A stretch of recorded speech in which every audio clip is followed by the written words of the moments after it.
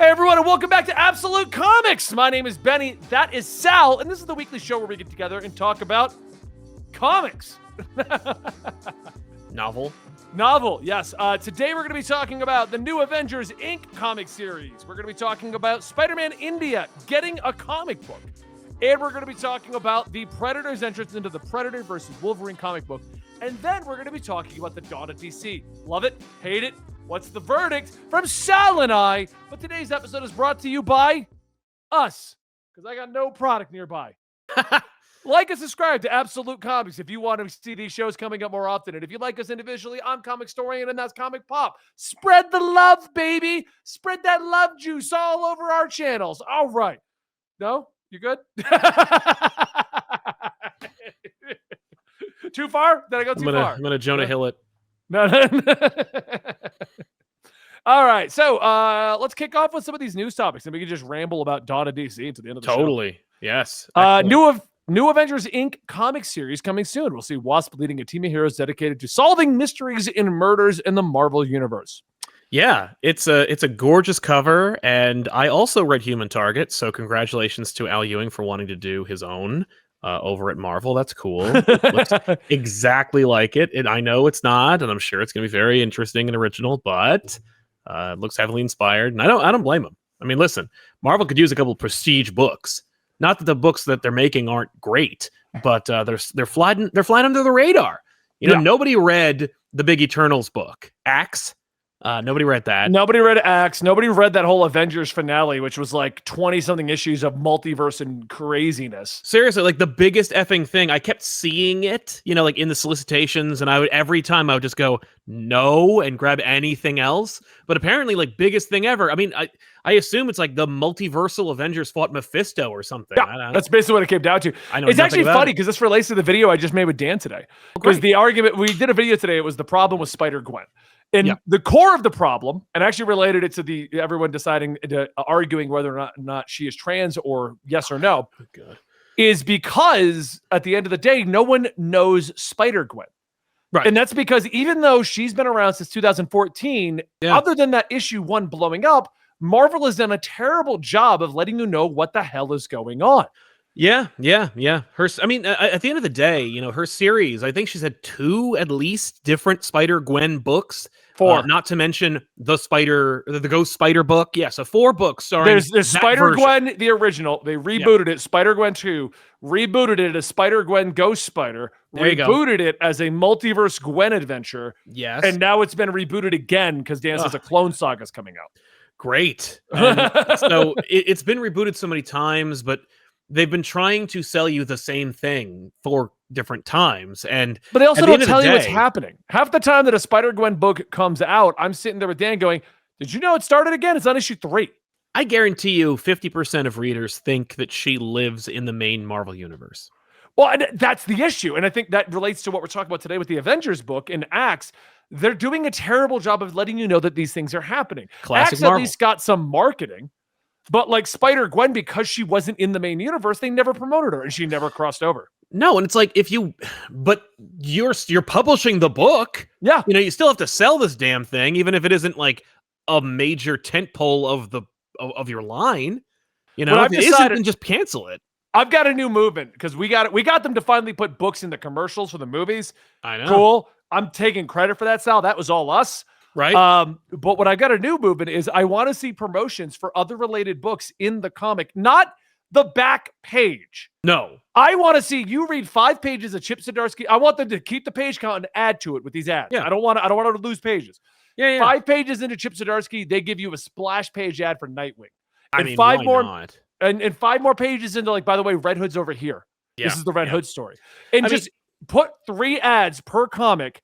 And I know some people don't want ads, but if it's just telling me other comics, right, where to continue my story. Yeah. And also, they used to do that. Like, they used to promote each other and themselves within the pages of their own books. There was a phenomenon that I noticed recently because we covered this old Batman book from Legends of the Dark Knight. And it was synonymous within all these books from the 80s, where in the inside cover, not the credits page, and not over at Marvel where they would have like the synopsis page, nor the last page. No, inside cover page. They had this, here's what's coming out this week. Yeah. And it would tell you the books that came out in the same week as that book you're reading. Yeah. And I assume it was a line-wide thing where all the DC books published in, like, let's say 1988, 89 said every single book and every single week, these are the books that came out as well. So you could be like, It's like a with little New 52. Yeah, it was like a little solicitation that was like, you don't need to read your previews or go to the website. You just open any book that you bought and go, oh, here's everything that's coming out. Yeah. They did that in New 52, and Dawn of DC is actually doing that today, which is like now. They're in the back. But I don't like how it's in the back of the comic, because I don't know about you, but I stop reading when it says the end. I mean, down the book. If YouTube is any indicator, right, as far as measuring the current crop of content consumers' habits, you're supposed to not drag out the endings of your videos because they click off immediately. Most people who watch YouTube videos are like, once the person says, all right, so they click off. Yeah. So that's my big drop. It's probably the same thing with reading, especially comic books, where it's like the end of the book, end. I mean, there are so many backups that they used to throw at you where you'd be like, I never read the backup. I didn't even know there was a backup. Yeah. Well, it's funny because going back to the Multiversal Avengers and talking about the Spider-Gwen thing, the Multiversal Avengers was so poorly marketed and promoted. I remembered it happening. I have yet to talk to anyone else that read it. Yeah. I told Andy to write up some shorts for some of the crazier characters in there, like Ghost Rider, Green Goblin, and shit like that. Yeah. But he's like, I didn't read the story. I don't know who you're talking about. No one knew this was a thing. Like this crazy stuff was going on. And that's the argument I made with the Spider-Gwen video today. The problem with Spider-Gwen is Marvel doesn't know how to market her or put her out there. And the problem with that is because she's so popular in the movie, people don't know that she exists. Nope. Because the argument I had with her being trans, is that one, if that was legit, you would hear it all day. Absolutely. I don't like companies picking a political side, but when they do, they make you know they did it. Yes, absolutely. No, if she were that, they would make a big deal of it. Yeah. I mean, I cite Jonathan Kent's bisexuality. Yeah, exactly. That's a great example. But the problem is and this is where I think the issue comes with Spider-Gwen, and it relates to the Avengers, and it relates to what's going on with this. They're not promoting these things. So that since nobody knows who Spider-Gwen is, that there's people legitimately asking. It's one thing if you're like, I think that it's a nice allegory and I can read into that and I understand that. Yeah. That's understanding it. But when you go to the other side, you're like, no, I think I figured out something that no one else knows about. You didn't figure anything out. She's been around for 9 years. Like, I'll guarantee we know her history. 50% of readers think that she lives in the main universe. 50% or more of movie goers think she's an original character that was created for the Spider-Verse movies. Which is where I think that idea is coming from. I think it's because they don't realize that she's been an existing character since 2014. If you guys don't know, Spider-Gwen was created in 2014 for Spider-Verse. Yeah. Like, we're about to have Spider-Gwen for 10 years. Yeah. You're not discovering anything in the movies. No, although you are discovering like one of her best stories. You know what I mean? Like they're doing a phenomenal job of at least introducing you to like a really terrific version of that character. Yeah. So there's a whole reason. We're not going to go into the whole reason behind it here, Rue, because basically, and this is what I've said before, if you're looking for something in anything, and this can apply to anything from the political side to your personal opinions to your favorite hobby, you will find things that correlate to that. Yeah. A great example. You ever go looking for a car? Like, I want a new car. Once you like, I'm going to get, great example, I bought my Challenger. No one was driving a Challenger. But the moment I wanted to buy a Challenger, I see a Challenger at every stoplight. Oh, yeah. Oh, I'll go even more. You ever get dumped? And then suddenly all the songs on the radio are about love? Yeah. That's what I mean. So I think it's the same thing. Like if these people who don't know who Spider-Gwen is, because Marvel's doing such a poor job of marketing her. Yeah. So they don't know there's a comic with a full history. They think they've figured out that she's a trans character. Well, now you're going to get more confirmation. Like supposedly the badge on her father's uniform is a trans flag. Right. Contrary to that, I've also seen that could also just be his normal accommodations for being a police captain toned into her color scheme. Yeah. So when you start looking for things, you start putting pieces together that don't fully exist. That's true. And it supports your view. So yeah, absolutely. No, it's interesting. We're in a golden age of a dearth of information and a glut of information. Oh yeah, and it also doesn't help with things like Twitter, where you're like, guys, I think I found something, and then 900 people go, "Holy crap, you're right!" Oh, I know. Oh yeah. So, but anyway, back to the topic here. There's a new Avengers comic coming up, and I'm actually not excited about this. Yeah, Al Ewing's writing it. I'll check out the But it's first about issue at Wasp least. and randos. Those never succeed. No, they don't. Well, and that's the reason. It's because people don't give it a shot. I'm going to give it a They're not fair going to shake. promote it. This is probably No. the only promotion we're going to see for it. Oh, absolutely. That's 100% accurate. But I will give it a try. I'm going to look at it. Okay. But you know what's actually kind of exciting? Speaking yes. of that Spider-Man movie, which is probably just going to be in all of our discussions today, No doubt. Spider-Man India is getting his first miniseries in 20 years. Now, I didn't know the original had a comic series. Yes, he did. I do remember when he was created. It was this whole like, I remember this whole initiative when they were like, we made a Spider-Man India. India is like a obviously massive population. There's a growing comic book readership. Let's make this character for them. And yeah, Spider-Man India was a character they invented like forever ago. But I thought it was the Spider-Verse. I thought it was Spider-Verse. Yeah. Well, and he didn't look anything. Spider-Man India from 20 years ago doesn't look anything like either the new one that's coming out or the one in the movie at all. The new one in the movie looks different from the one that's already out. Yeah. Yeah. Actually, no, that's not true. The one who looks the new one that just came out is more in line with the 20-year-old version and not the new one, which is a shame actually, because I really like both designs, but I especially like the design from the movie. I'm not actually a fan of the new one they did, where it's just Spider-Man wearing very Indian-styled pants. That's it. No, that was his original design. There's actually a moment I think he has in like one of the Spider-Verses where he's like, when I see those pants, I just think Bollywood. Oh yeah, well like I'm waiting for Spider-Man to land and get into a musical number. Yeah. Oh yeah. I mean, listen, that's what he's dressed like. Yeah. I think it's funny because there's a moment in like one of the Spider-Verses where he has like an existential crisis because he's like, oh my god, my name's Paviter. That's just a derivative of his name. I'm not even a real person. I'm just like an Indian version of that guy. And one of them is like, actually, maybe he's an American version of you. And I'm like, but he's not. No, he's not. You're just making it feel better. Yeah, that's very nice of you, but I'm sorry. It's going to be interesting to see if they make anything out of him because as we just talked about with Spider-Gwen, she had an enormous launch and then everyone forgot she existed. Well, and you know what? I'm not even going to blame Marvel on that one because for Spider-Gwen, I think they pushed it as far as she could carry it. I think that at the end of the day, Spider-Gwen's a fantastic design and a fun idea, but her book wasn't good enough. I'm not saying it was a bad book. A lot. That's I like the Jason Latour run. Yeah, when he left is when it fell off. Oh, absolutely. Well, it definitely fell off when he left. And the look of Rodriguez, I believe, sold the entire universe. Oh yeah. But looking back, I feel like that was just good enough to be a self-contained original series. And then how far can we go with it?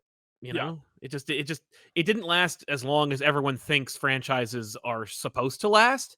You know, like it's actually kind of rare for a franchise to last 20, 30, 50 years. Yeah, I mean, the original run, I looked it up because I was doing the research, was 2015 to 2019. So I got a 4-year run. Another character that was introduced in a very similar way was Gwenpool. Yes. And her original run was great. And then they keep trying to occasionally bring her back. And it's like, you just didn't have an idea. You're just trying to make her sell again. That's a real shame because like Gwenpool's another fun character, despite the fact that she's basically just a variant cover. And like, it's funny that it's funny because her character has a lot of potential to do something. And she did. And that original series is everyone's favorite. And it's like, but sometimes these characters or sometimes their universes, it's only so much you can do with it. And I don't like that argument. I want them to be around forever. If you can make Peter Parker work for 80-something years, you can make Spider-Gwen. And I don't. That is not the same thing. Like, it is totally the same thing. You know, it's like saying, listen, Gunfire from the Bloodlines series, the character who can turn anything he picks up into a gun, he should be just as He should be just as evergreen as Peter Parker or as Batman. Like, no. Some characters, you can do things with them and make them interesting and you can modernize them, but don't expect them to last more than as long as you put like energy into it, Right. I don't know.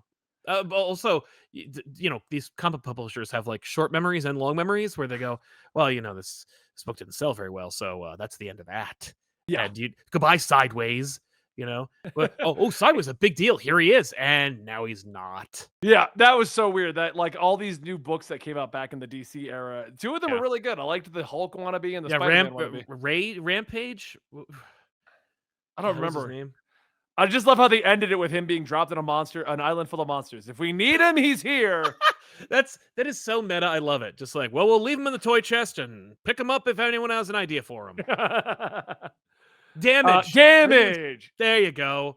It was Hulk with a timer. I liked it. It was Hulk with a timer. Now there's an idea. Maybe Marvel can steal that and be like, all right, so what about Hulk with a timer?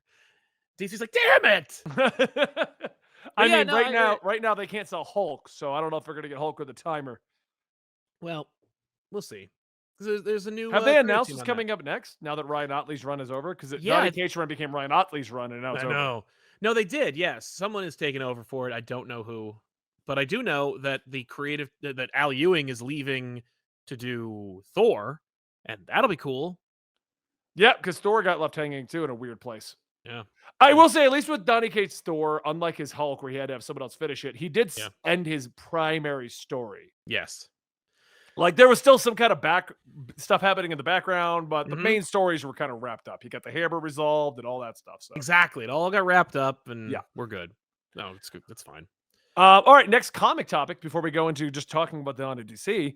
Yeah. Marvel announces the Predator's entrance into the Marvel Universe and Predator versus Wolverine coming in the summer. That sounds incredible. Hell yes. The cover's great. It's by Marco Cicchetto. It's published by 20th Century Books, which is the 20th Century Fox Marvel Comics imprint, where they publish like Planet of the Apes, where they moved the Predator book, where the Alien book will be published. And I don't know what the hell that means. You know, like, I don't know what the... Right, like, why would you remove, if you're supposed to be like the #1 mainstream comic book publisher and your brand, your logo is gold, why would you deliberately remove it from your books? Unless you're committing to making like different kind of books where it's like, maybe if you're making like Fox properties like Planet of the Apes, Aliens, Predator, they better be R-rated. Like, if you're not going to put an effing Marvel logo on it, it better be full of gore, blood, guts, violence. And gore. Yeah. Especially if it's going to be Predator versus Wolverine. You mean tell me two bladed killers are going to hunt each other down like that? I'm all in for. But it better be bloody. And Greg Land, whose name is on this book, had better be doing very little work. I mean, obviously he will be, but I mean, like, he shouldn't be doing too many pages on this book. That is the most depressing thing about this. It's funny because, like, they recently tried to bring back Predator. Remember Prey? We saw Prey. Which was awesome. It was amazing. If you guys don't, I think we told the story before, but we were at, where were we at? San Diego. Last year. It was last year. We saw it. San Diego last year, and Sal didn't tell me fully what was going on. He's like, we're going to go see Prey. And I'm like, I don't even know what that is or what's going on. I assumed you knew because I was like, we're seeing Prey. Oh, boy. Yeah, he's like, all right, we're going at 7. And I'm like, what are you talking about? What are we doing? I don't want to do this. Yeah, you were very much like that. It was like when we went to the Eisners together, and you were like, why are we here? I don't want to do this. Only unlike the Eisners, Prey, you were like, yeah, this is awesome. Yeah, no, Prey I enjoyed. The Eisners I left midway. The hell out of here. And I'm like, fair. Okay, in my defense, San Diego last year with the Eisners, we didn't like Prey. But it was 4 hours. Yeah, I was like, Prey was 2 hours long, and we had a direct invite, and it was a private showing, and it was great, and we were one of the few people that got to see it in the theater. That was cool. Eisner's was we went through the press entrance, sat in the back, and it's boring. It's boring. Salad. It's 4 hours long. Oh, it wasn't just boring; it was disappointing because I'm like, oh, a book I wanted to win. Oh, it didn't. Not a single book. Won. I have a mini rant about the Eisners. I have a mini rant about award shows. Award shows are just chances for people to smell their own goddamn farts. Okay, 100%. I hate them across the board. I don't like the Game Awards. I don't like the Oscars. I don't like the Grammys. I don't like the Eisners. And the reason is simple. Because Yeah. award shows is just a bunch of people who think they're smarter than you, picking products that they think are smarter than you, and then allowing them to win. And Yeah. most of those are lobbied wins anyway. And if you don't know what a lobbied win is, it's if Sal and I wrote a comic book and we wanted to win an Eisner, we're going to send some gifts to the judges and we're going to kind of promote it a little bit more. Yeah. This is not to take away from the accomplishments of the people that did win these things. I Absolutely. 100% agree with you. Like, if you won and you got it, it's awesome. But I've been to these kinds of shows and I've seen how they function. And overall, I don't like them. Yeah. The worst is, like, I get how they work, but it's one part lobbying and one part self-congratulatory friend. Like, it's like, oh, are you part of my exclusive club? Are you part of the team? Because if you're part of the group, then maybe we'll get you in. But if you're not, it's 100%. That's why you see a lot of the same people winning over and over and over and over. And I don't want to name names because I'm friends with a lot of these people, and I do think they've earned their awards. I'm not taking away. But when you win year after year after year after year after year after year, there's a little bit more going on. Yeah, no, it's true. Especially when sometimes they win, and then the following year they're up for something that they really effing deserve to win, and they don't. Yeah. And it's like, well, I mean, did they need to get it for the last one? Because this one was really good. It was cool to go. It's the And Academy I'll Awards for admit comics, and it was cool to go. We did have fun. Went, and it was cool. Yes. Yeah. But it was like 9 and it was p.m. It was 9 p.m. on a Sunday, or I was it was exhausted. too late. No, it was too late, and it ran over time. I was like, look, I walked from like some party all the way in the middle of San Diego to this award. I am here. I'm not going anywhere else tonight except one from here. That was Sal's big goal for the night, and I just kind of came along for the ride on that one. Exactly. And then at 4 a.m, I walked back to my hotel room. Yeah. And died. And then we got up at 8 to get breakfast and go to the next show. That was rough. I was dragging. That was a bad day. I'm so hyped to do it all over again in a month. Yeah, we're gonna be at San Diego again this year, guys. So I will be at VidCon next week. It will not interrupt our Monday or Tuesday show. Cool. But if you happen to be in Orange County next week, you can catch me. You can DM me on Twitter and I might catch it, and we could, if you want to meet up. But if anybody's in that area, and then Sal and I will be in San Diego in a month doing more. If you're in California, you're going to go to the biggest Comic Con in the world. Swing by and say hi. Exactly. So we'll be at both of those if you want to see us. I don't know anything else we're doing for the year, but those two are definitely happening. Yeah. Well, he won't be at VidCon. I will. But anyway, I will not. No. Let's move on to the next topic then. Yes. Dawn of DC. I didn't realize this, and it was brought up by, I think, a viewer. Actually, I think I got a tweet about it. It was great. Good idea. Can't think of your name. Maybe I'll look it up later. I'll forget to even do that because I have ADD. But thank you. The idea was simple. The glare. I don't like this glare. I got to figure that out. What if I was awkwardly watching porn while we're doing a podcast? Right? And I'm just like, what's that? Right there. Enhance. Enhance, Dan. Enhance. All right, there you go. Pick up my couplet off the floor? No, that's a cat toy. That one's a cat toy. That stays on the floor. That's for cats. Yeah, that's for cats. That doesn't go anywhere. So anyway, Dawn of DC is officially we're at the 6-month marker. We are halfway into Dawn of DC. Nice. I don't know if it's nice. I'm loving the stuff that's coming out, but stuff's coming out so infrequently. I didn't realize we were halfway through it. Well, DC, I think, has a problem with sticking to or defining an initiative. And I think it started since Infinite Frontier, right? Because with death metal was, like, for me, arguably, like, the death of DC Comics, and DC had to, like, be reborn into something else. Like, I feel like there is a significant and a stark shift in what DC Comics was and how they approached the industry and books, all the way up from New 52 to death metal, and then from there to now. Whereas, like, before, death metal was like, okay, it's going to be this kind of, like, localized event. And then, like, during COVID, they're like, actually, it's going to be, like, 40 books. Yeah. And they're all going to be $9. It's just insane. To then burning out the readership and finally going, like, okay, so we literally destroyed the whole universe and rebuilt it. But Lex Luthor, it's hard to get people excited about something like that. They raised the stakes too high. It's too high. They went too far. It should have been a fresh reboot then. Like, I know they were trying to avoid another Crisis or another New 52, right? But it should have was. You went way too big to just be like, So what were we doing last week? Well, especially because then it built up to another crisis, and it's like, uh-oh.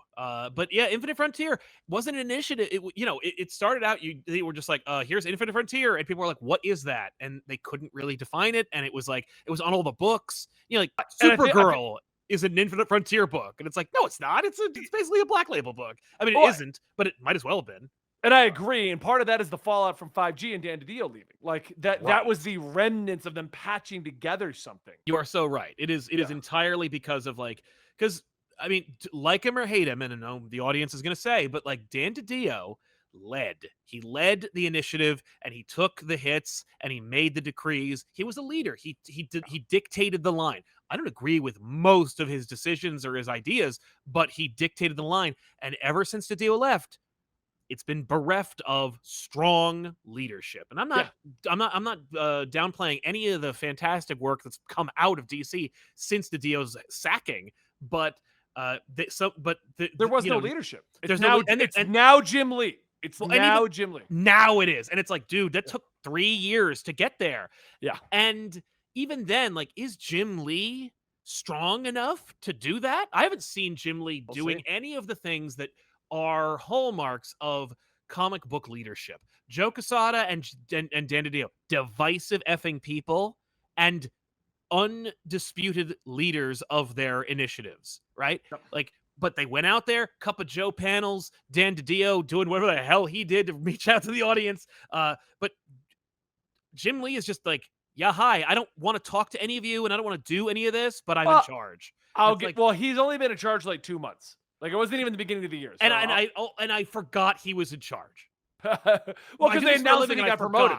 I mean, he's probably still moving into his office. I mean, I mean, and the leadership that has existed, like Marie Javins, who strong female creative who came from Marvel and has a significant control over the line, doesn't do interviews. Yeah. Really? You need to get in front of the troops, and you need to inspire them. And the troops are your employers or your employees and your fan base. And you have to get in front of them, and you have to become a personality. I'm sorry. That's just the nature of the game, especially when, and I apologize for ranting, and I will wrap it up after this. No, you're fine. But I'll tell you what. You're like, hang on, we don't have 20 minutes. Yeah, we don't have that much actual data DC. I've got the list. Excellent. Here. Okay, great. But like in this case, it's like you need, if you are going to expect, like if you're going to downplay or not encourage marketing, and you're going to expect your creatives to go out into the world and become brands that promote your product, because that's really what the expectation is from the big two, isn't it? I mean, like Marvel and DC. Hey, Donny Cates, make sure to tweet about the new book that's coming out. Like, I don't want to spend, $10,000 to promote your book, but I will. I don't even want to put an ad in my own book about my own books. No, but I will encourage you, and I don't know this for a fact, so don't bug Donnie. But my point is, I'm just using him as an example. But but I will encourage you to go on Twitter and hype up your book. Like that, you are essentially asking, because Marvel had Stan Lee. Stan Lee was the carnival barker, right, for the longest time. You're essentially saying, I need how many writers and artists do we have? 50. They're all little Stan Lees, and they're all gonna come up and be like, look at the show, ladies and gentlemen. Hey. You can't expect your creatives to be like that and not do that yourself. And Jim Lee and folk at DC and Marvel too, because Cebulski, I mean, to his credit, I see Cebulski at conventions. He has a booth. You could go talk to him. But he doesn't have, as far as I'm aware, he doesn't seem to have a podcast or a check-in panel or a presence. It's very guarded, and it's very unfriendly, and it doesn't convey the same sense of leadership that we are accustomed to in this language that we use to commune with this art form, right? And it's like, what are you doing? What are you going to do? You can't just slap a nice label on it and then go, that over there, Infinite Frontier, Dawn of DC. See, we released this thing. Look at the chart. Well, just look at the chart. Going to that, I feel like that's kind of the problem. They obviously knew they needed to do something, Yeah. Dark Crisis was coming to its conclusion. They used it to parlay into this. Lazarus which Planet is was kind of hodgepodge together out of a Batman versus Robin event. Oh, I'll go so far as to say, and I can say this with confidence because it was told to me in public, so it's okay to say, Lazarus Planet was editorially mandated. That editorial went to Mark Waid and said, "Can you take that Lazarus Planet and turn it into an event? Like, just make it an event. Like, just make it an event." And by the way, some cool things came out of Lazarus Planet. For the life of me, I can't name two of them. But the art for Lazarus Planet, the main book, which I think there's two. I mean, the issues of. John Kent and the Power Girl things are pretty much the only things worth it that came out of Lazarus Planet. There you go. But like editorial told their like staff writer essentially, whip up an event for us. That sucks. And well, that's what I mean. I don't think Lazarus Planet. You can see the Lazarus Planet didn't get a lot of like promotion. It didn't last very long. It was Nope. like started and done and whatever, and that led us into Dawn of DC, right? Which I think is I actually okay. So first off, we'll just quickly go through these books like they were hate them. Loving the Action Comics run. What do you think about Action Comics? Okay. Yep. Superman's incredible. Loving what they're doing with Superman right now. Same. Okay. Adventures of John Kent Superman. I wasn't a fan prior to Dawn of DC, but this initial storyline's really good. It's a fun idea. I read the most recent issue and I wasn't wild about it, but I appreciate what they're doing. And so for me, it's a strong showing. I'm like, good idea. No notes. Unstoppable Doom Patrol. I actually forgot to read this one. Dan told me I should have. I read the first issue and it was fun and it was like smart and it was it didn't have the same hallmark and feeling as a Grant Morrison or even a Gerard Way, but it was a genuine showing of the Doom Patrol, and I hope that those Doom Patrol fans out there who want them are reading it, because I don't know how many more chances the Doom Patrol are going to get. You know what I mean? I mean, they keep bringing it back. Like the Gerard Way run was my favorite one. Like easily. I'm not a fan of the old school one, but I did like the Gerard Way one. So that brings us to, sorry, I've realized I hadn't linked something to one of our editors, so I just did that to him real quick. That brings us to Harley Quinn, and I feel like this is the first misstep. I didn't even read it. I have no idea. Because Harley Quinn's not really a reboot. It got the labeling. Harley Quinn started at issue 28. Okay. Kind of a weird decision, and it just continued what was going on. But you knew we were going to get some of those books doing that. Totally. There were not all of them were going to be a fresh reboot. Okay. Absolutely. Green Arrow's been a lot of fun, if not confusing. Yeah, no, Green Arrow is for Green Arrow fans, and it's almost like a deboot, right? Like because a reboot would be like, here's Green Arrow, and you don't know him, but you're gonna get an opportunity to understand everything about him. No, this was like, hey, Green Arrow has a family of characters, and here they all are. We made an embarrassing video where we couldn't name half of them, but let me tell you, that book does a nice job of actually, it doesn't do a nice job of introducing you to them. It does a job of reintroducing the audience that loved Green Arrow back into it. So, like, if you loved Green Arrow pre any of this stuff, you better be reading this book, because it's for you and you alone. I loved the line with Connor Hawk where Tim's like, "Where were you?" I love that. No, it's a fun, good hook premise that works, and also like seeks to unite and then immediately divide the Green Arrow family, but not in like a stupid civil war, just in a here's where they're all doing their own thing. That's great. It's a fun book, but it is very much, I think, a deboot where it's like, we're going back to what we're back to basics. We're back to not even basics. We're back to continuity with Green Arrow. Hope you're reading it. Yeah. But yeah, and the art's fantastic. The next one I'm actually surprised I enjoyed is Superboy Man of Tomorrow. I've never been a huge fan of 90s leather jacket Superboy. Yeah. I just felt he was kind of redundant, and then he was just like the hip cool kid, so I just never really got into Connor. Yeah.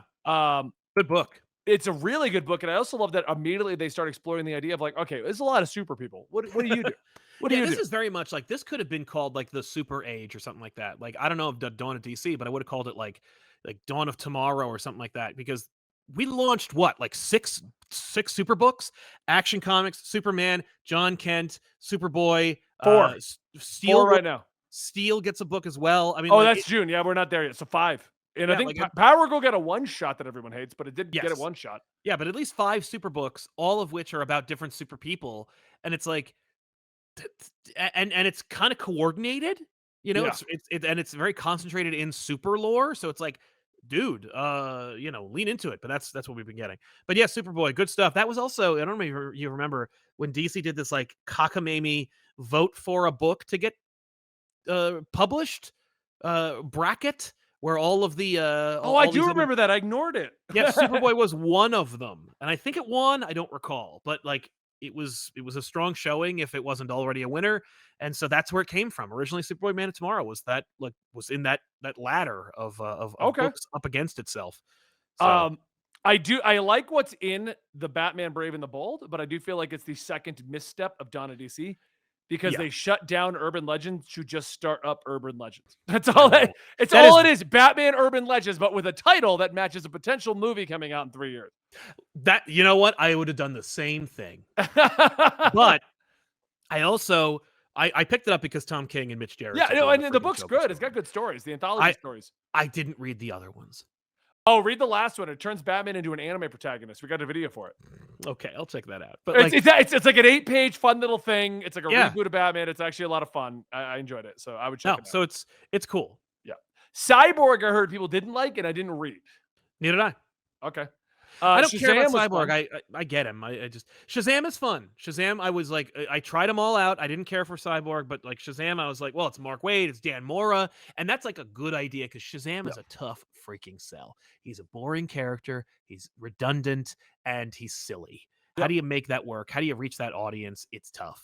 I mean, one part, get one of the most beloved or at least in demand artists available today.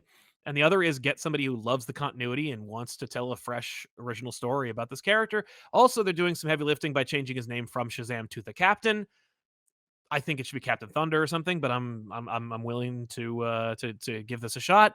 But it's very much embracing the silly juvenile nature of the character. Good idea. It's I enjoyed it, and then that leads us to this month, which is Steelworks. Have not read it yet, and I've read it. How is it? It's good. It's unexpectedly good. I was like, Michael Dorn, has he ever written a comic book before? I was very much expecting it to feel like an amateur hour. And Okay. it read like a real comic book. I'm not a fan of the art, but I did appreciate the story. It is very much a John Henry Irons story. It is Okay. a good showing of that character. And I just, I wish like Dennis Cowan was drawing it or something. I want it to feel like that. But And they've got the announcements out here as the Penguin #1 is out, but I don't think that's out yet.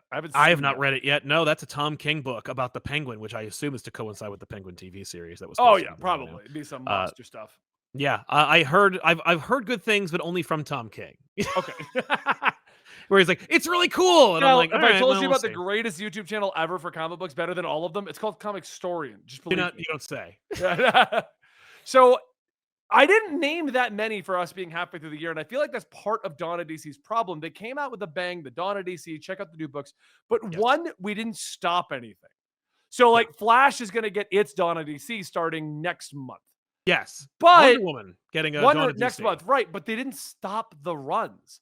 Like Wally West Flash kept going; it just ended basically. Batman's another one.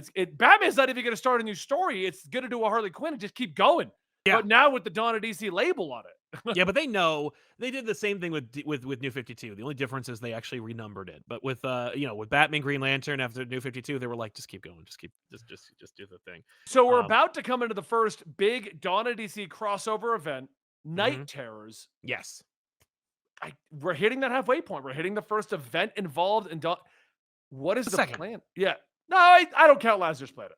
Well, I think you're not going to count Night Terrors either when it's all said and done, because there are like 100 tie-in books. There's, I think, 4 issues of Night Terrors, and then like everybody else. I will give them this, because they had this awful double-page splash of like the checklist, the reading checklist for Night Terrors. Yeah, I've seen that, and I was like, "What is wrong with you? Like, what is going through your head when you're like, okay, people aren't buying too many comic books, or at least that's the narrative, right? You're trying to dissuade them of that narrative." You're trying to get people back in. Obviously, an event is designed to bring in new readers. You're gonna scare them the hell away with like with an expectation of you got to read them all, which sucks. No, worst part is this is a Halloween event in July. I know, but it will end in Halloween or something. I don't know. It ends in August. Oh, there you go. Never mind. I mean, it's just a scary event. I don't know. Right. Well, and the tie-ins make sense to an extent because what it is, if you've been reading the lead-ups to it, it's the Nightmare Realm. Yes. So everyone can have a nightmare and it not be a part of the main plot. and it's Absolutely, okay. and it's a smart idea. And honestly, like the approach to Night Terrors, again, it's not something that I would come up with myself, but it is something that I would greenlight. Where it's like 4 issues, one creative team, genius, Yep. and anyone who works for DC can do one. That's not a bad idea because not only are you going to sell, it's a shotgun of sales where it's like you don't know what you're going to hit, but you're going to hit something, Right. and it's That's what all they're like going for. right, and it's all either 1 or 2 issues of those books, so it's like, that's not a So high it's commitment. They did the I'm same thing looking with at the list now. Convergence. It's Yeah. 1, 2, 1, 2, 3, 4, 5, 6, 7, 8, 9, 10, 11, 12, 13, 14, 15, 16, 17, 18, 19, 20, 21. It's 21 books plus the 2 core books. Yes. And then they have all got a part 2. Yeah, yeah. That's a lot. That's a lot! That is a lot. That is a lot. Now, but again, if they had been able to convey that in some kind of a marketing initiative, or maybe if the leader who had established themselves as like a personality could have explained that in some way, because I understand why at the retailer summit there might have been a conversation where they're like, okay, we're gonna sell it like this, and all the like hardcore fans are gonna buy every single issue, and that's how it's gonna get people into your stores. But like to the reader, to the average reader, or to the new reader, or the lapsed reader, you say it's a 4 issue event. It's not a big commitment. By the way, favorite character is Shazam, Batman, Harley Quinn, whatever. There's a tie-in book. It's by this creative team. It's pretty cool. They didn't, this creative team was hand selected to do this, or these people really, really wanted to tell this story. It is a tie-in. It's not necessary. It's not required reading. Right. But if you want to see what happens, if you want to see the nightmare of Barry Allen or something like that, there you go. It doesn't look too bad actually, because all the tie-ins are all known characters. There's 4 characters that are going to be a hard sell. Oh, 5. Yeah. I don't know who. All right, who are your hard sells? Angel Breaker. Don't even know who that is. I don't know what that means. Yeah. Night Terror's Angel Breaker. Okay, it's got part 1, part 2. Okay. Black Adam has not been selling, no matter how good it is. It has been good. No kidding. Yeah. That one's gonna be a rough sell.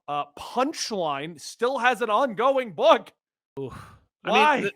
I mean, someone's buying it. They would not keep publishing it if it weren't selling to somebody. I don't know This who is it's the gonna hard to. sell. Ravager. I don't even know what that means. Ravager, if he's the guy I'm thinking of, was the guy teaching Nightwing all the way back at the beginning of Rebirth.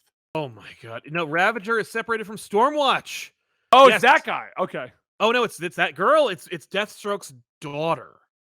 That's All who it right. is. I just looked it up. So yeah, it's Rose Wilson. So if you like Wait. her, I mean, but again, fan favorite character. What was her? Was her name always been Ravager? Yeah. No, that makes sense. Oh, it's written Okay. by Ed Brisson. Okay, Yeah. that's cool. That's not as hard of a sell as I thought then, because that's because at the end of the day, Rose Wilson also has the Deathstroke design, so she sells no matter what. absolutely Like the mask, the look, she's got that Yeah. whole thing going. Yeah. No, I think And then the other one I thought might be a hard sell. I know there's fans. I'm a fan of her. Zatanna. Right. It's just out there, and she doesn't have a book going right now. honestly, no, it's a book about like nightmares and magic and crap. Like Zatanna makes sense. Also, she appeals to a particular demographic. I think that Yeah. Especially if you have a Where's strong the showing. Constantine book? You're gonna do Zatanna. Where's the Constantine? I assume he's in that. He's got to be in one of these. Right? There's No, no way I- he's not in something. Yeah, I don't know. I haven't heard about it. I know that what's it called? Detective Chimp is in it. I see that looks like Robot Man is in that Zatanna book, and it's by Dennis Culver, who is writing Doom Patrol, which makes sense to me. David Baldion's doing the art. That's a good idea. Again, like these are good individual sells, but it shouldn't be on Dennis Culver to sell that by himself. DC should be like, hey, look at all these books. And maybe like make an individual. Maybe get some videos, whip up a couple of like social media videos that are like, this is what this book is. And each one is just like, so every day you have like a new promotion, or every other day you're promoting another book that's like, oh, that's kind of cool. Oh, I kind of really want to get that. Like Right. making your audience excited, but just showing them, here's the list, pick it up. I'll see you tomorrow. Like that sucks. That sucks. Okay, so I've looked up Angel Breaker because I agree with Yes. you wholeheartedly on all of this stuff, but she's a member of the Demon's Shadow. From Shadow War. Is that what that is? From the Josh Williamson event that preceded Dark Crisis, I assume. I'm going to do a quick share for this, and Platt can just grab an image or two. I'll make this quick. Yeah. was like, I don't even know who this is. Yeah. Mm-hmm. Oh, a former pupil of Zealot and Black Canary. Yep, she debuted in Shadow War Alpha #1, created by Victor Bogdanovic and Joshua Williamson. So, all right. Cool. But I yeah, know that's where we're at nothing with about Dawn her. of DC at this point. Basically, at this point, Yeah. We're not anywhere. I Like we're feel like everything's just getting started. Like unlike DC Rebirth, where they came out with a bang, everything was yeah. pumping out, it was exciting, it was all over the place. New 52, exciting, all over the place. This just kind of feels like, all right, we don't want to f it up, so we're gonna put them out one at a time. One at a I time, just it trickle it out. feels you know what it feels like? It feels like this initiative, this event, this whatever publishing initiative is just stitched together via events. You know how you'll know is if like in 3-4 months there's another event. Then it's like, okay, we're just Yeah, well, doing they haven't event, announced it yet, but I would. event, They event. did imply that Brainiac thing at the end of the year. Of course, which they sold from the get-go. Yeah, I we were get gonna, it. like Night Terrors is actually the one that we didn't know was coming. We No, thought we that were came gonna out get of nowhere. Lazarus Planet, the year of new books, and then Brainiacs that we thought we were getting. Yeah, that's cool. I'm okay with that. Like, I kind of like a surprise event that is well coordinated and has like really sharp art, like sharp design, neat idea, good premise. Um, It's gonna be I saw interesting with this too because it's very Marvel the way they're doing this one. it is very Marvel, which is not very DC. No, To because do. it's a Marvel thing with King in Black, and that was their last big event. Axe, Yeah. they tried the same thing, just no one cared about Axe because no one cares about the Eternals. Well, I mean, like, yeah, sorry. There's landfills full of Marvel Legends figures featuring the Eternals. That's it's just The was a next to the mistake. ET games. Right, exactly. Yeah, but dig a hole Night in the Terrors stone. feels like a Marvel event where it's like, all right, we're gonna stop everything, and for Yep. 2 months, it's gonna be nothing but tie-ins to this event. Well, the other thing is, what's funny is they're not stopping everything. That's what's so wonderful about it. That's why I really respect it. Is It's because those 21 books a month plus the normal run. yes, these are all other books. No, you don't want to read Night Terrors? Keep reading Batman. Doesn't change a thing. I'm happy and sad at the same time.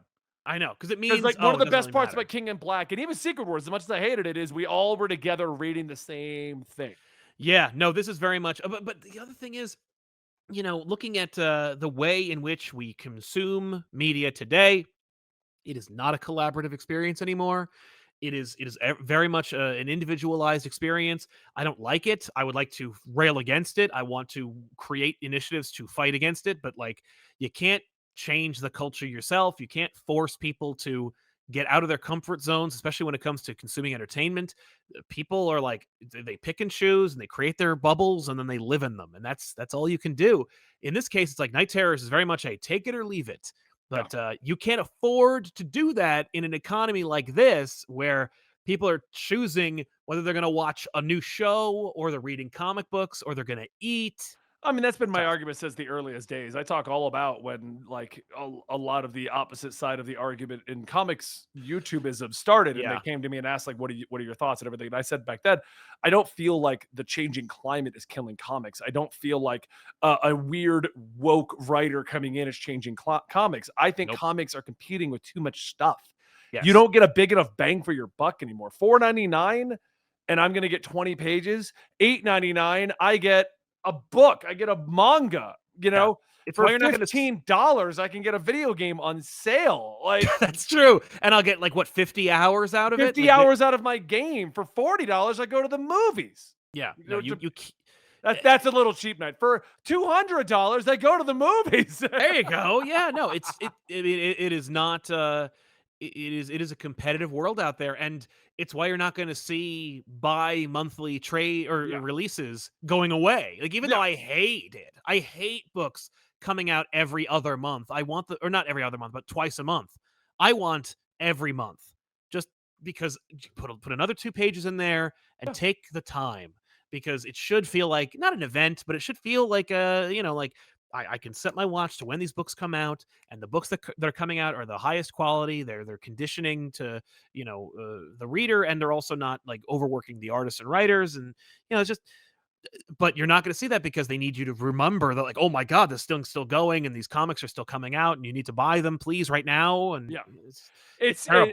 For the record, I'm not saying that, alienating your demographic on a product is not helping. It doesn't help. But when you're already in competition with this much stuff, you It's know, I yeah, can yep. watch. I don't do it anymore. I got rid of it, but I know plenty of people who their night is an hour of watching TikTok for Totally. free. Yeah. For free. Yeah, they're called Everybody, and Yeah, they my spend, wife, like, we go to bed at 3 night and hours. I'll start Yeah. reading a book and she's flipping TikTok. Like, Yeah. and that's fine. If that's what you want to do with your time, that's fine. But Yeah. if I'm competing with a free TikTok app or spend $5 for most people take like 15 to 20 minutes to 15 to read a 20 comic, minutes. I read them in about 10 because of my Yeah. speed reading. So it's like Mhm. the cost. Cost I is- know, and the time and the effort that goes into them, because it's not like, 15, 20 minutes. You know how long it took to draw all of this stuff, and Yeah. and how it is art, and we should be poring over it, looking at it, but it is also a product to be consumed, and Yep. it's frustrating, man. But it is not like the death of comics. It's not the argument that people would like you to believe. It is absolutely just like, it is indicative of the times. There is no, like, there was no woke mob that tried to destroy the horse and buggy industry. It was Right. But also, I don't see the comic book industry as a horse and buggy either. I think the comic books are just like, they're versatile enough, and they're low enough bar to entry that and they have the potential to do what the bigger guns can't do, which is tell the biggest, most epic story possible with an unlimited budget, to depict those moments, Right. and to be able to tell intimate, quiet stories. Like, they can do controversial or even like commercial things in a commercial way. And it's just, the comics are versatile and amazing, and there's a great opportunity for all of it. It's just frustrating that, like, the argument, it gets polluted, where it's like, we could all be on the same page and make comic books better, but we're too busy just being like, well, but my culture politics, like, and it's just, Yeah. I just get sick of culture politics. so Let's sick not of even talk about it here because I don't want to. it just turns into me just ranting for an hour about how much I hate it. I don't want to Yep. be a part of it. And then the people who make money off of it, because that's all they do, they don't actually care or want to change anything, but they're like, oh, I saw that Benny said this, I can now I can regurgitate that. I hate it all. I think it's all dumb. It's just Yep. stupid. I hate it. I just feel like everyone should be left alone to do their own devices unless it gets into an actual political real discussion. Yes. Not whatever. We're not going into that. Uh-huh, No. uh-huh. Anyway, let's close out today's episode. My name is Benny. That is Sal. We do Absolute Comics here every Tuesday, and I invite you to join us if you enjoyed this episode. Like, subscribe, or hit that notification. What's on Twitch? I don't know. Subscribe. I always forget we're on Twitch. Follow. You can follow on Twitch. Follow and you can on subscribe. Twitch. And make sure you go check out Comic Story to Comic Pop. Thank you guys so much for your time today. We'll see you next time right here.